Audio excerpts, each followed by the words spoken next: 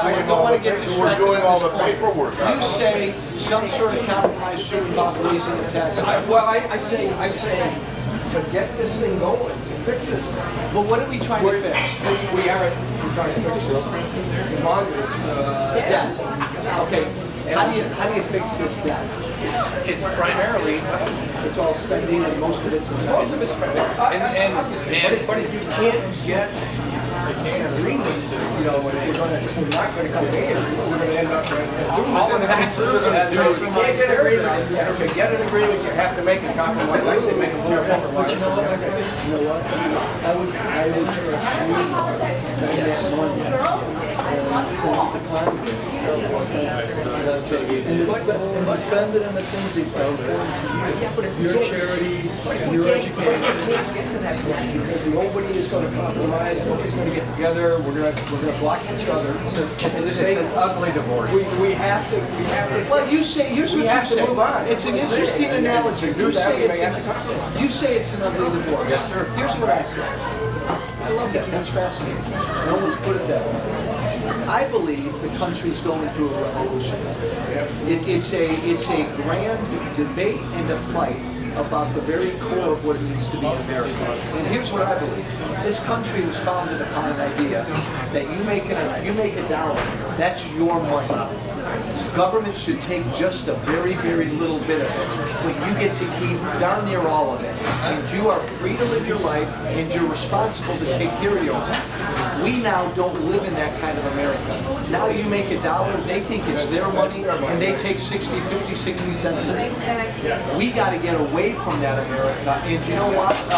So Bush, you're right, Bush spent way too much money, and then Obama came in, oh my God, and so there's this other part of America that woke up and said, time out, stop this. And so now we're having a big fight, maybe a divorce, but a big fight about these two different visions of America, and I think it's healthy. It's healthy that we're doing it. But let me ask you one question. If you don't compromise, nothing, things go on like they are now, and we take this right down to the debt. You know, our choices come up. Without compromising, without doing anything, we're both going to be strong behind our position. Democrats are going to say, "Hell, we're not going to. We want to raise taxes so rich." Republicans say we're not going to let any taxes go up. We're just going to take entitlements and cut back on spending. We're going to go nowhere. We have to get this country out of trouble. Well, and that's why we have to compromise. But that's why I think the country is going to decide on November 6th. Well, it may. We're still going to have the same problem. Well, maybe not. Maybe not. Unless we have a The country may give the whole Washington to Republicans, or they may say get rid of guys like Walsh and give the whole city back to Democrats. That happens, we're done. Then we're done. Then we're done. But the country may do one. That's what I'm saying. That's why I'm saying. While we have a chance, let's get out of this. Get a little bit here, get a lot there. What we did in 2010, we sent gentlemen like this, Michelle Biden, Ellen West. I can almost name all 70 of them who went to Washington D.C. and said, "Stop! Just stop! Just stop." And here's what I think. 230 some years ago, men and women risked everything to start this country. It wasn't that long ago, okay? Men and women have died over the years to save this thing. It's worth fighting over, okay? Because I'm not going to vote for anything that will increase the debt on our kids' heads right now, and I won't increase anybody's taxes because government already takes way too much of our money. And by the way, increasing anybody's taxes will not do anything to help the problem. I agree. So then don't do it. Except that Not with if a little compromise, we might get a not if it, but listen, I love you. I love you. Shake my hand. Come walk down the road with me. I love you. But you even said increasing anybody's taxes won't do us any good. But neither will taking this thing right down to the end of the road. each with their back up and The country's ready. The compromises, to your point, Congressman, compromises got us where we are.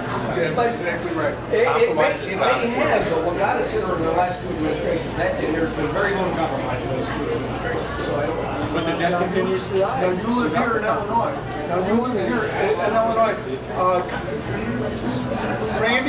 Randy? Yes.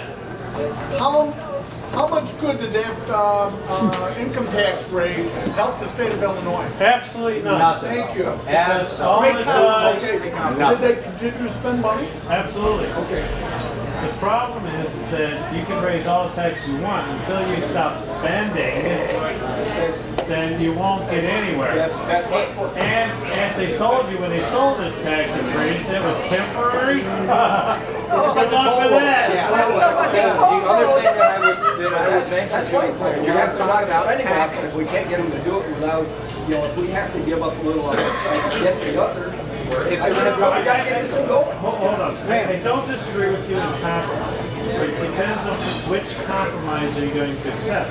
Because when you come to the table, you say, look, this is what we want. And they come to the table, this is what we want. And you say, okay, we're not getting anywhere. If they can't, right now, unfortunately in Washington, of course, the Republicans have control of Congress, Democrats have control of the Senate. So that's the stalemate. In Illinois, Democrats want everything. And they can do whatever they want. But guess what? They can't put 61 votes on anything. Yeah, Illinois is lost. Exactly. We're going to move out as soon as we can. Well, I assume absolutely. Thank you very much. the other thing I would talk about, what we talk about, what we not talk about is waste.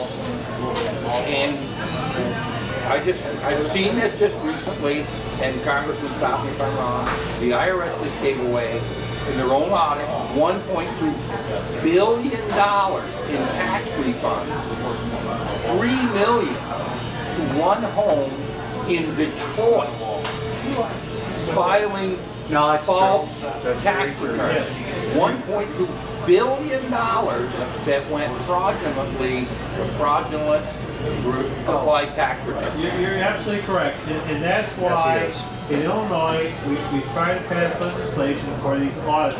And I believe Congress has started that process, and they have found some of that waste and fraud, but we need to go further. You're absolutely right, because there are people that have built their families on 2-3 generations on being deceptive, just to live off government. To your point on taxes, don't ask me to spend another dollar on taxes if our government cannot effectively and efficiently spend the money that I give them today. And we have asked in this state for audits across the board, and Democrats don't support. But here's the No, compromise. they don't. Here's the compromise.